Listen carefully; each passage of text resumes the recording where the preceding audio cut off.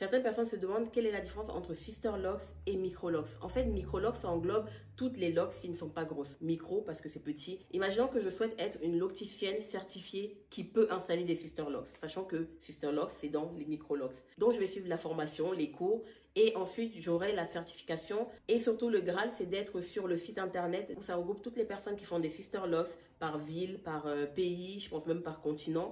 Et du coup, pour être dessus, je crois qu'il faut payer annuellement ou mensuellement.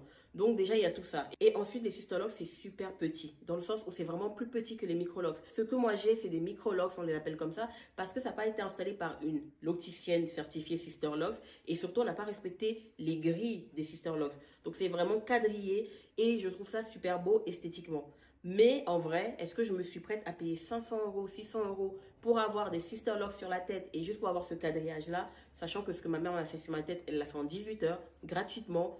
Et franchement, ça me va totalement. Donc, les locticiennes qui n'ont pas passé la certif pour être locticienne Sister Locks ne peuvent pas dire qu'elles font des Sister Locks.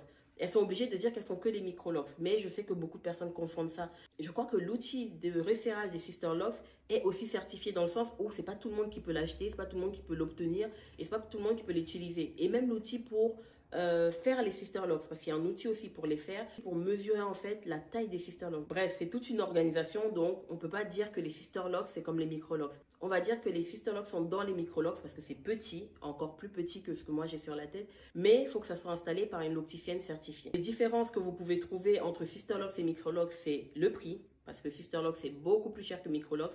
Moi, par exemple, les Micro Locks, je fais les départs à partir de 250 €. Mais les Sister Locks, je ne suis pas sûre qu'une locticienne le fait à moins de 400 €. Après, si vous êtes locticienne et que vous faites des Sister Locks à moins de 400 €, dites-moi dans les commentaires, mais en tout cas, j'en ai jamais vu. Et ensuite, pour les Sister Locks, c'est la grille à respecter. Donc, il faut vraiment bien tracer, bien faire le tracé, la taille à respecter. Quasiment toutes les locks se ressemblent, quasiment. Donc, vraiment, il y a un boulot derrière. Je trouve que les locticiennes qui font des Sister Locks, elles méritent vraiment leur prix. Vraiment. Parce que 800 $ à passer plusieurs heures sur la tête de quelqu'un pour faire des micro locks, ça mérite son prix. En plus, ce qui diffère aussi entre Sister Locks et Micro Locks, c'est la manière d'installer. Moi, j'ai fait un départ avec des nattes. On ne peut pas appeler ça Sister Locks. Sister Locks, c'est forcément avec l'outil qui est vendu par la locticienne qui a créé le truc Sister Locks. Donc, on utilise les 4 points rotation et on passe l'outil dans les cheveux directement. Si vous voulez en savoir plus sur cette méthode-là, j'ai des vidéos là-dessus sur ma page, donc n'hésitez pas à aller voir. Mais en tout cas, voilà à peu près les différences entre Sister Locks et Micro Locks. Bien sûr, je n'ai pas tout dit, donc si vous en avez d'autres, dans les commentaires, avec plaisir.